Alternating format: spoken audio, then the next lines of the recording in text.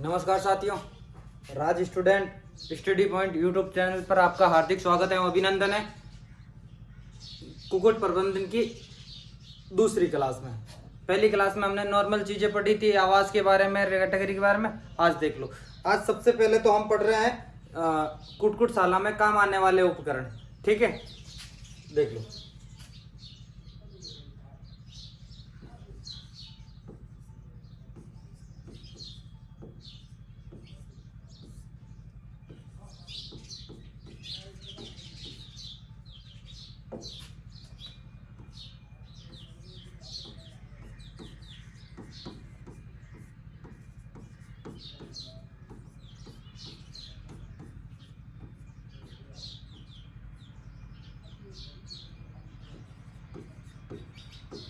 आने वाले उपकरण, हम जनरली उन्हीं उपकरणों को देखेंगे जो सब में काम आते हैं। ठीक है, इनमें से 4 उपकरण होंगे, जिसमें एक तो खाना खाने का हो गया और एक पानी पीने का हो गया। फीडर, जिसमें दाना रखा होता है या खाने का कोई पदार्थ रखा होता है। वाटर, जिसमें पानी होता है। ये थोड़े से जमीन से ऊपर रखे जाते हैं ताकि प्लास्टिक के बने होते हैं, ऊपर की खांचों में डाले, ताकि जब वो मुर्गियों का जो अपशिष्ट है वो पानी में इनमें नहीं गिरे। ठीक है, इसके बाद एक लगाई जाती है, कुछ छड़ें लगाई जाती है, जिसे मुर्गी थोड़ा सा ये कमरे के दीवारों के पास में थोड़ा ऊपर रखा जाता है, जिसपे मुर्गी ऊपर जाकर टहल मतलब सुस्ता सके, आराम कर सके। एक होता है नेस्ट बॉक्स है, मतलब ये समझ लो आप कि वो एक तरह से मुर्गियों के अंडे देने के लिए बनाए जाते हैं, ताकि वहां से आराम से मुर्गी अंडे दे सके। ठीक है, ये 4-5 उपकरण है, सॉरी 4 उपकरण है, जिनके बारे में हम थोड़ा सा देख लेते हैं। ठीक है, बता दिया।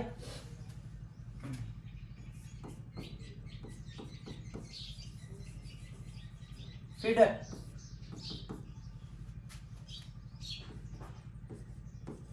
इनमें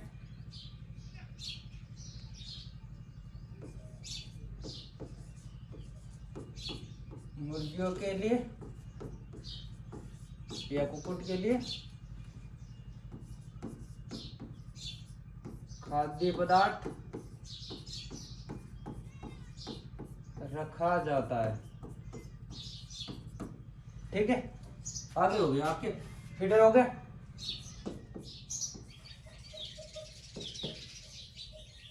वाटर, वाटर मतलब पानी, वाटर यानी पानी रखने वाला।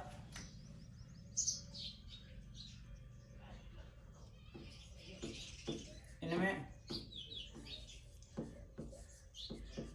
मुर्गियों के लिए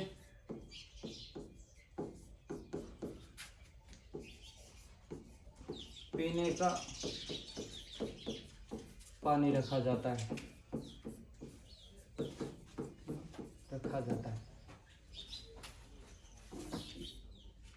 इन दोनों को जमीन से थोड़ा ऊपर रखा जाता है, या जमीन पर रखेंगे तो इसकी थोड़ी हाइट रख देंगे, जिससे कि दाना पानी में कोई प्रॉब्लम ना हो। ठीक है, ये देख लो, ये हो गए।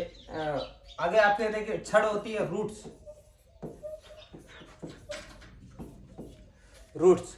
रूट्स का क्या है कि लंबी छड़ें होती है, लोहे की या लकड़ी की, या लकड़ी के डंडे समझ लो, पाटे समझ लो, अंत में लगा दिए जाते हैं, जिनके ऊपर मुर्गी बैठ के आराम कर लेती है। भाई नीचे मुर्गियां टहल रही है तो आराम नहीं कर पाएगी, तो ऊपर बैठ के आराम करने के लिए रख दी जाती है। ठीक है,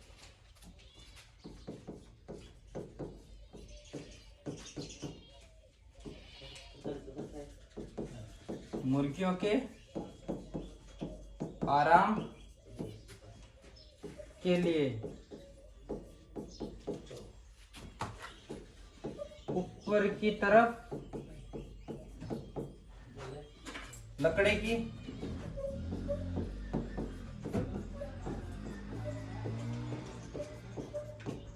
पट्टियां लगाई जाती है।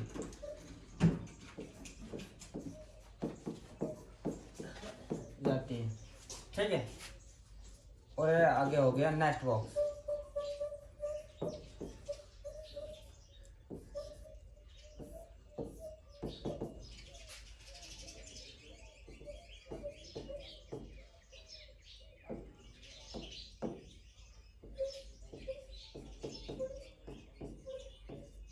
विशेषकर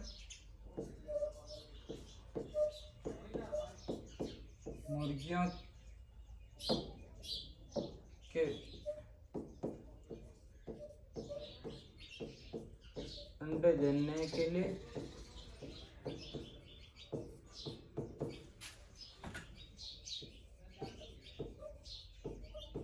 उपयुक्त जगह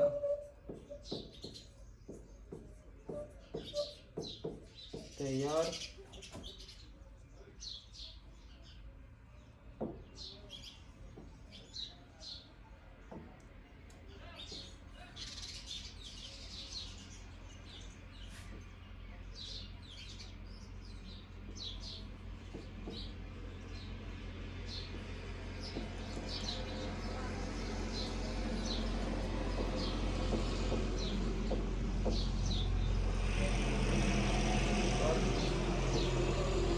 बॉक्स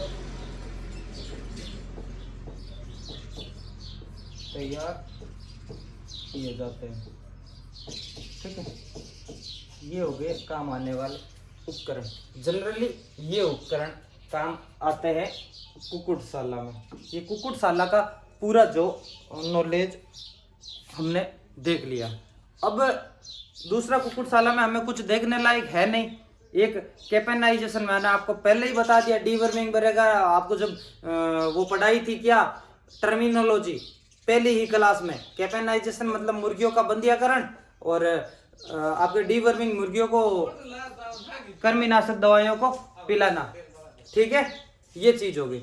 अब देख लो, थोड़ा सा हम देख लेते हैं। मुर्गी पालन से दो चीजें प्राप्त होती है हमें भाई, ज्यादातर दो ही चीजें प्राप्त होती है, मांस और अंडा। तो इनके अवयव यानी इनमें क्या क्या क्या होता है वो थोड़ा सा देख लेते हैं। ठीक है, सबसे पहले देख लो अंडे।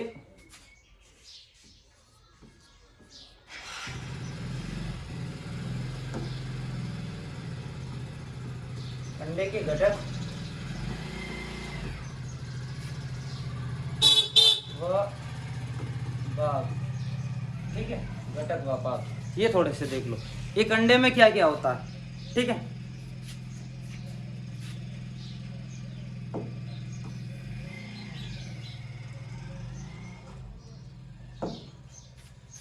सबसे पहले तो देखते हैं एक अंडा, अंडे में पार्ट क्या क्या होता है आपके देख लो।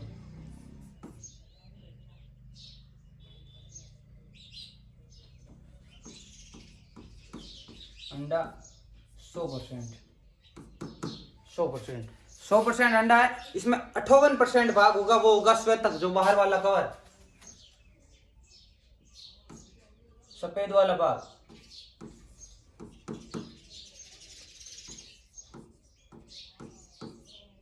58% तो श्वेतक होता है, 31% होती है जर्दी।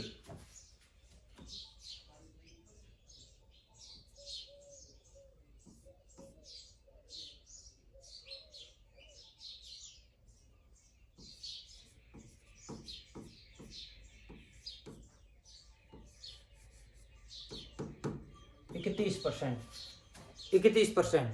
ठीक है, बाकी का जो 11% होता है वो कवच, जो है ना बाहर व्हाइट वाला भाग होता है कवच खोल, जिसे अंडे उबालने के बाद हटाया जाता है, वो तो होता है आपके 11%। इसके अंदर दो चीजें होती है, जो एक तो सफेद तक होता है, श्वेतक जो बाहर गाढ़ा कवर होता है सफेद सफेद, और अंदर पीला पीला होता है। पीला पीला जो होता है वो होती है जर्दी। जर्दी होती है 31%, और जो व्हाइट वाला भाग होता है वो 58%, और पीछे जो पतली पतला कवच होता है वो होता है 11%।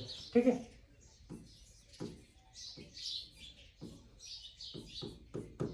11%।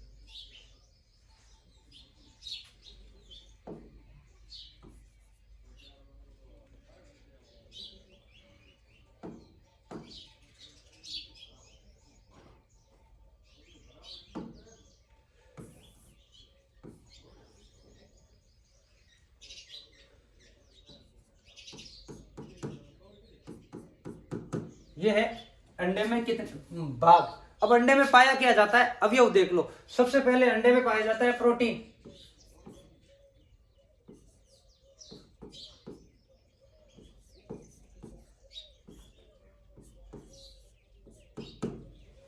ग्यारह पॉइंट 8%। ठीक है,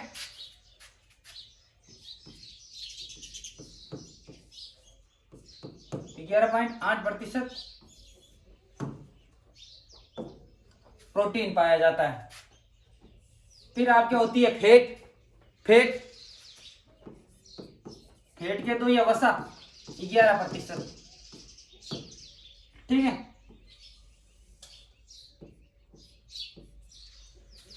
फिर आपके इसमें अंडे में भी पानी होता है, वो होता है लगभग आपके 66%।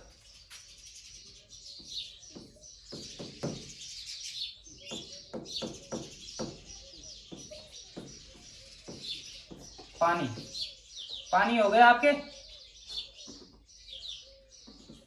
66%। ठीक है। बाकी का जो बचता है, जिनमें कुछ तो विटामिन ए डी होता, खनिज लवण हो जाता है आपके 10%, और पीछे 1-1.5% बनता है वो विटामिन होता है।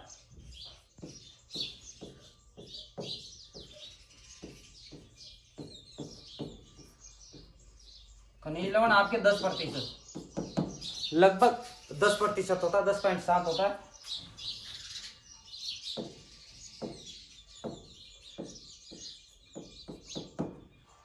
%7 ये हो गया आपके।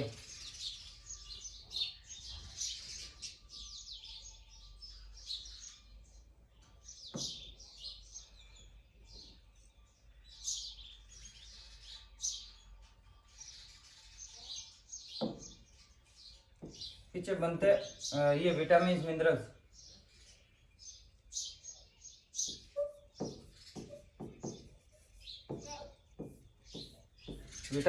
विटामिन में होते हैं आपके ए डी वी।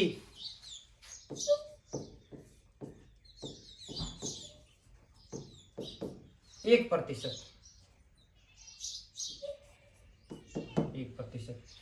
और एक अंडे में ऊर्जा कितनी होती है कि 80 कैलोरी। 80 कैलोरी ऊर्जा एक अंडे में होती है। ठीक है।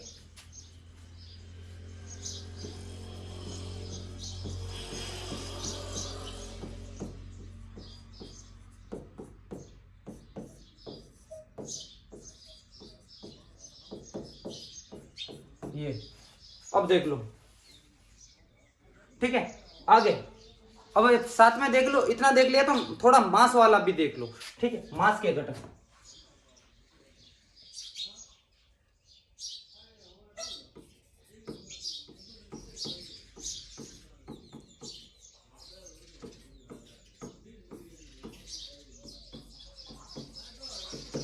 मांस के 100% में जो घटक है वो देख लो।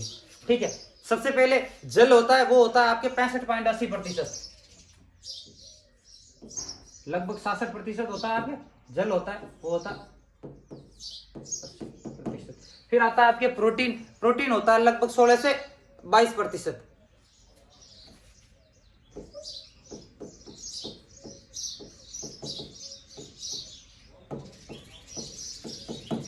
सोलह से 22% आपके ये हो जाता है। आपके फैट कमी होती है, अंडे जितनी फैट इसमें नहीं होती है। आपके लगभग 1.5 से 3%, 1.5 से ये प्रतिशत होता है। ठीक है। बाकी आपके खनिज लवण होता है 0.65 से 1%। कार्बोहाइड्रेट आधा से 1.5%।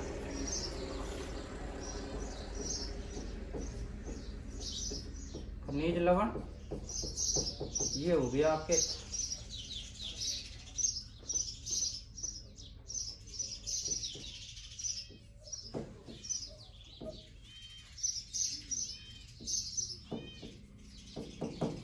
पॉइंट 5%। और ये हो जाता है आपके कार्बोहाइड्रेट।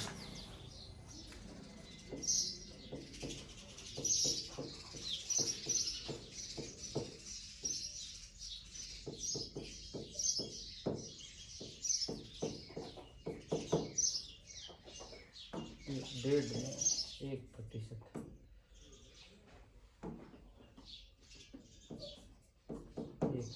पीछे बचती है आपके वसा।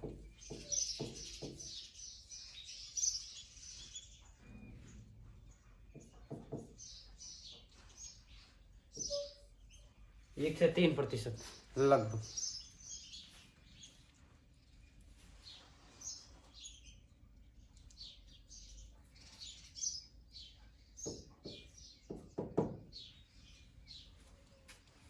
ये मांस के घटक है। ठीक है, ज़्यादा ऐसा कुछ है नहीं इसमें। नॉर्मली मांस में प्रोटीन कितना पाया जाता है और अंडे में प्रोटीन कितना पाया जाता, ये देख लेना, ज़्यादा देखने की ज़रूरत नहीं। आगे देख लो। अब हम पढ़ेंगे भाई मुर्गियों में कौन कौन सी बीमारियां होती हैं, कौन कौन से टीके लगते हैं। ठीक है, टीके पहले बीमारियां पढ़ देते हैं, उसके बाद में टीके पढ़ देंगे।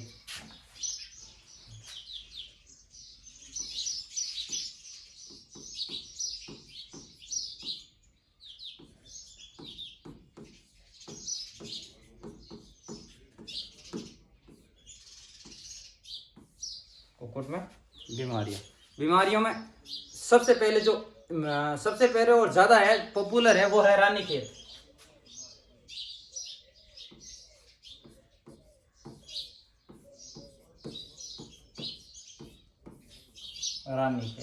रानीखेत का देख लो क्या मामला है।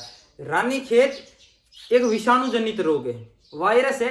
एक वायरस आता है पैरामिक्सो वायरस, और जिसका टाइप 1 है, जो हमारे इंडिया में लगभग फैलता है। विषाणु जनित रोग है और पैरामिक्सो वायरस है, और अन्य नाम है, एक तो मनमोदी रोग और एक न्यूकैस्टल रोग। एक अन्य नाम, सबसे पहले अन्य नाम देख लो इसके।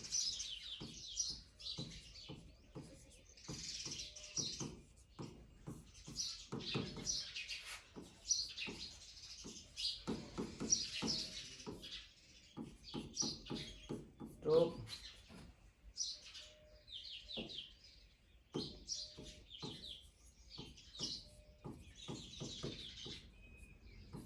न्यूकैस्टल रोग, ये अन्य नाम है। फिर देख लो विषाणु जनित रोग है।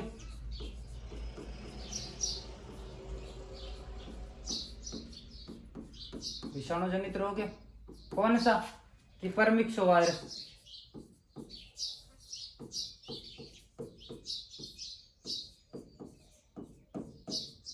कौन सा वेरिएंट के टाइप 1, ये हो गया इसका। ठीक है, आगे देख लो। सबसे पहले तो इसके लक्षण देखो, बहुत ही घातक बीमारी है। लगभग जो वयस्क होते हैं, वो बड़ी मुर्गियां होती है, युवा मुर्गियां होती है, वो क्या होती है कि बहुत ज्यादा मर जाती है। वो लगभग इसकी 48 घंटे में इसकी मृत्यु हो जाती है, 24 से 48 घंटे में। ठीक है, तेज बुखार आएगा। ठीक है, क्या आएगा, तेज बुखार, छींकेगी, खांसेगी, हरे रंग की दस्त होगी, और एक श्वसन में कठिनाई होगी, मुंह खोलकर सांस लेगी और सीटी की आवाज आएगी। ये थोड़ी सी इसमें देखो श्वसन संबंधी थोड़ा सा रोग है, श्वसन तंत्र है जो इससे थोड़ा प्रभावित होता है, बुखार आ जाता है, कफ जम जाता है। ठीक है, और जनरली बड़े पक्षियों में होते हैं जो मृत्यु हो जाती है 48 घंटों में। ठीक है, अब देखो लक्षण।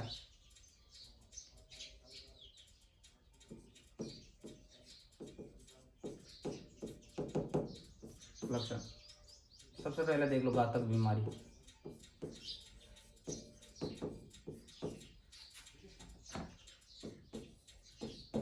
बड़े पक्षियों में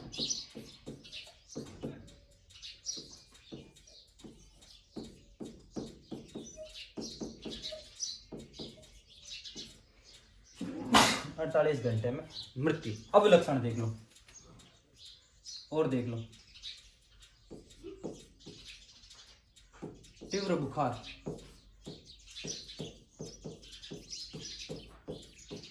खांसी,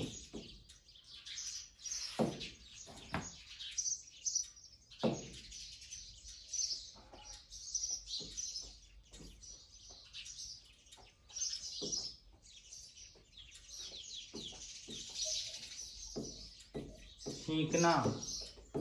अब देख लो खांसी और छींकने के साथ में श्वसन में कठिनाई।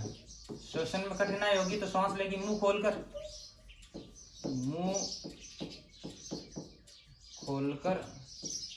श्वसन। ठीक है, और श्वसन के समय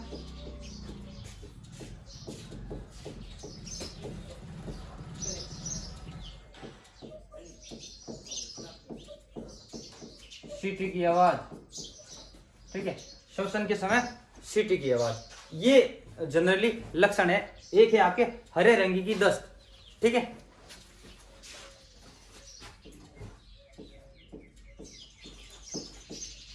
हरे रंग की दस्त, ये हो गई आपके लक्षण।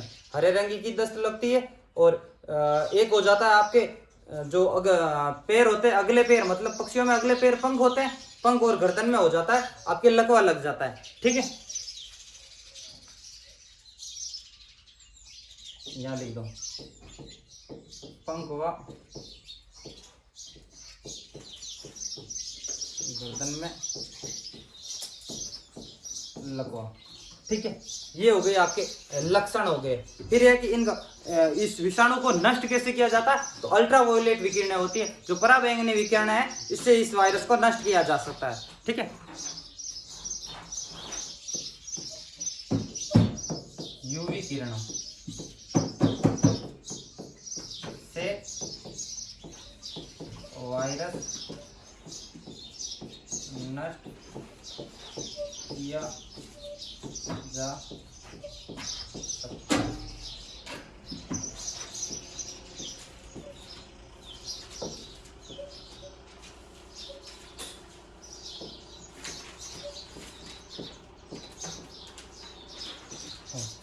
ठीक है, ये हो गई रानीखेत के बारे में। अब इसका देख लो टीकाकरण। जन्म के प्रथम दिन ही होता है चूजों में, जिसे लेसेटा वैक्सीन कहा जाता है, और 8 से 12 सप्ताह बाद होता है R2B वैक्सीन। ठीक है,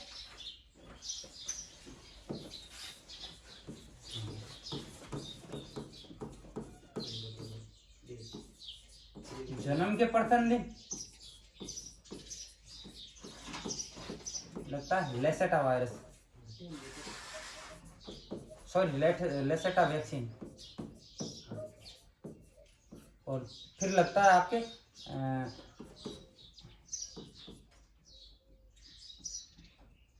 लगभग 8 से 12 सप्ताह उम्र में R2B वैक्सीन।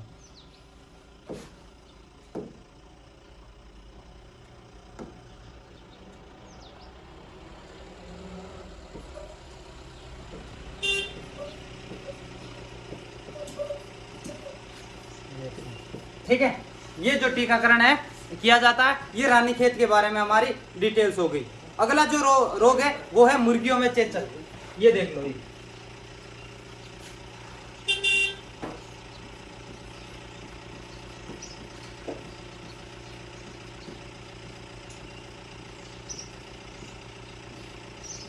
मुर्गियों में चेचक।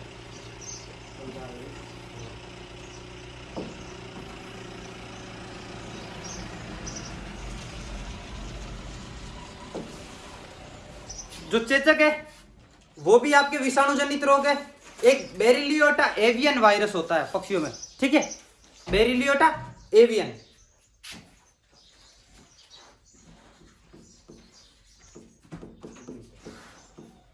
विषाणु जनित रोग।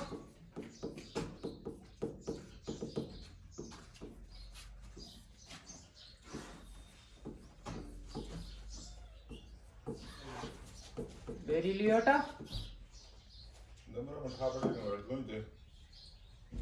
Avian,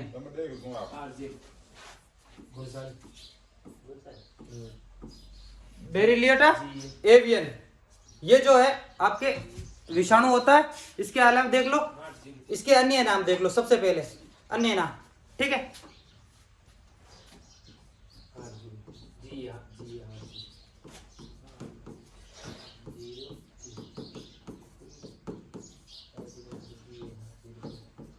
pigeon pox. ठीक है, पिजन पॉक्स इसका एक अन्य नाम है। आगे देख लो, इसमें होता क्या है कि लक्षण कैसे आता है कि इसमें स्टेज होती है, 3 स्टेज होती है। ठीक है, 3 स्टेज होती है। 3 स्टेज में जो पहली स्टेज होती है तब तो शरीर पे छोटे छोटे दाने होते हैं। ठीक है, याद देख लेना लक्षण।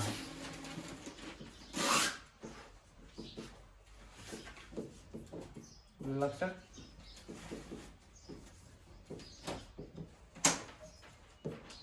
फर्स्ट स्टेज की जो लक्षण है वो आपके कि शरीर पर दाने आएंगे और पपड़ी की तरह चमड़ी उतरती है। ठीक है,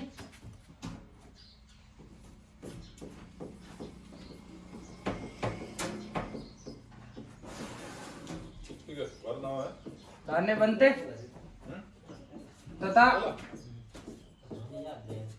चमड़ी उतरने लगती है। दूसरा देखो, फिर आती है दूसरी स्टेज, सेकंड स्टेज।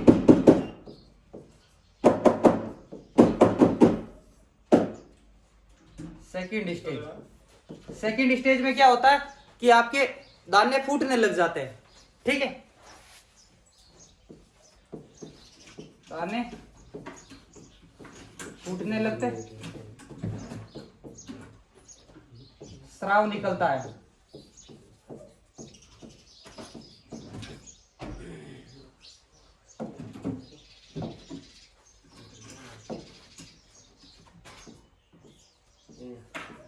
निकलता है। ठीक है, आपके फिर आती है थर्ड स्टेज। थर्ड स्टेज में क्या होता है, सर्दी जुकाम होता है, डिप्थीरिया के लक्षण आ जाते हैं।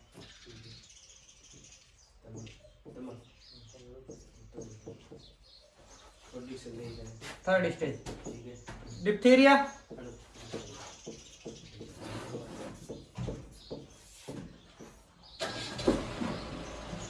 लक्षण और सर्दी जुकाम।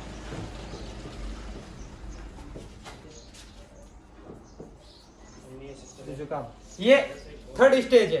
ये हो गए थर्ड स्टेज। इन स्टेज में ये हो जाता है, फिर आपके होता है। अब इसका उपचार किया है भाई, चेचक के टीके तो लगते ही है, पहले लग जाते हैं, बाकी उपचार किया। चेचक तो एक ना एक बार होना है।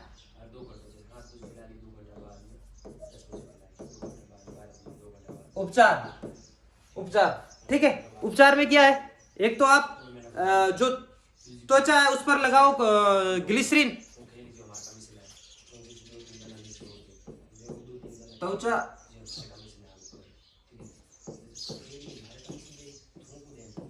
ग्लिसरीन, त्वचा ग्लिसरीन लगाते हैं। ठीक है, त्वचा पर ग्लिसरीन लगाते हैं तथा सिल्वर नाइट्रेट का घोल आता है, सिल्वर नाइट्रेट का घोल लगाते हैं घाव पर।